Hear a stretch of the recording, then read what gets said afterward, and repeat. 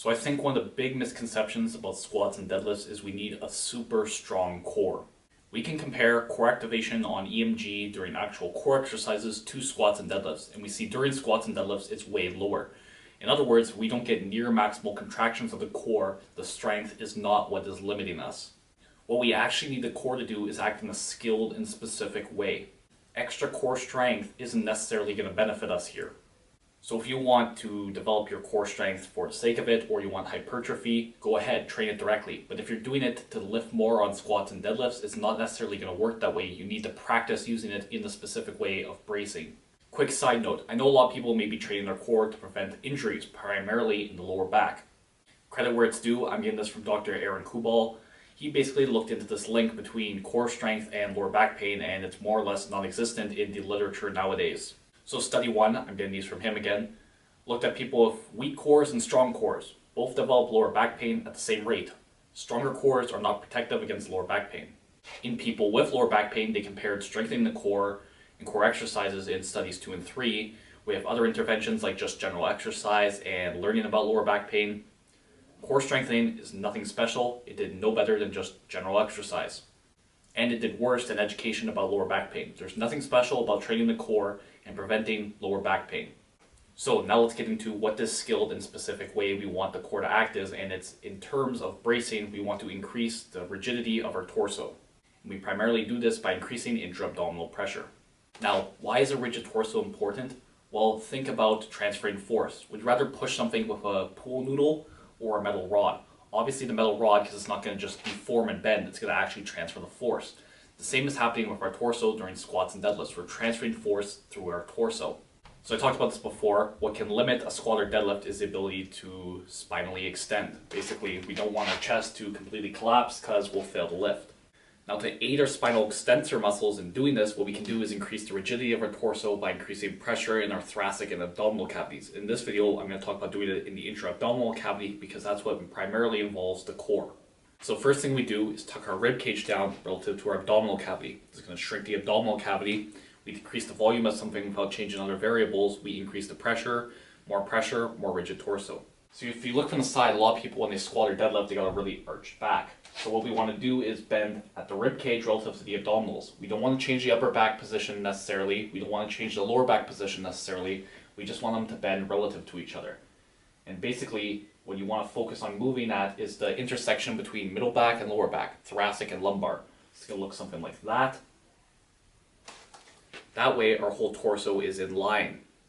Now to do that, we don't really need super strong ab muscles. We just need to learn to contract them in that specific way and do that movement without changing the position of our lower back or upper back necessarily. Just the two relative to each other.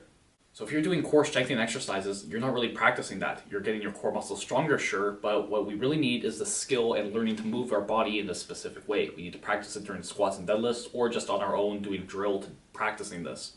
The next thing we want to do is resist expansion of our abdominal cavity when we breathe deep downwards. During our squats, deadlifts, even bench, we're going to take a super deep breath and that's going to push our diaphragm downwards. Now normally what that would do is cause our belly and our abdominal cavity to expand outwards, keep the volume the same.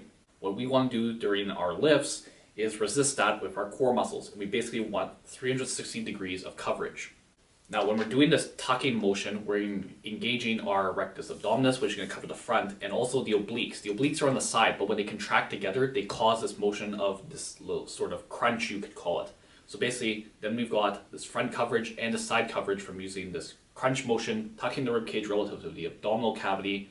Now we've got coverage on front and the two sides. The next thing we need to cover is the lower back. That's the part that's uncovered right now. And when you're taking that deep belly breath, practice it. You should feel expansion frontwards, sideways, and on the back. We want 360 degrees of expansion normally when we're not trying to resist it.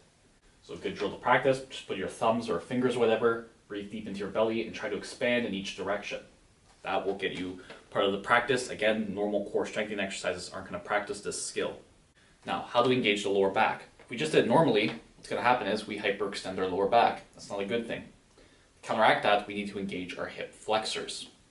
Again, we need to practice using these muscles in a specific way we're not really used to. Normal core strengthening exercises aren't going to help with that.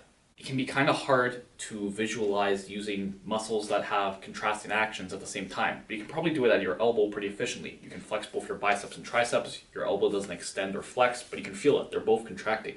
We're essentially doing the same thing here, only instead of moving at our elbow, we're moving our hips. Rather, we're not moving our hips. And again, it can take some time to practice engaging the hip flexors, so you may want to try engaging one, and then engage the other, and then try and get isometric contractions in both. This is something you've probably never really done before, at least not consciously, so you're going to need to practice doing it. Strengthening these core muscles isn't going to help you with this. You need to practice it specifically. First off, I'd probably just try contracting each of these muscles, getting those actions. Once you feel you've got control, you're able to get that motion, contract your abs and your obliques, contract your lower back and hip flexors. Then you move on to taking that deep belly breath and integrating it with each of these muscle contractions. So I'd focus on one area first. Take that deep belly breath and just try push out the front and use the rectus abdominis, that crunching motion, to resist it. Once you got that down, try and focus on getting the belly breath into the sides and using the obliques in that crunching motion to resist it. And then finally, same thing.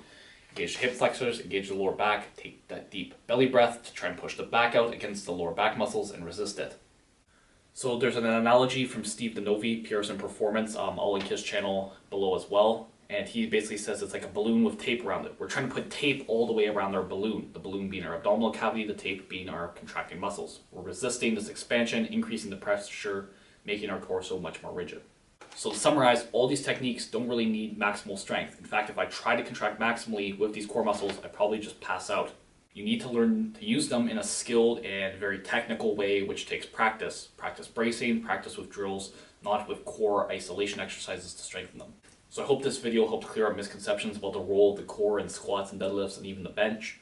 Please comment more topics you want me to go over below. Please like, share the video, subscribe, help me grow the channel. And again, thanks for watching.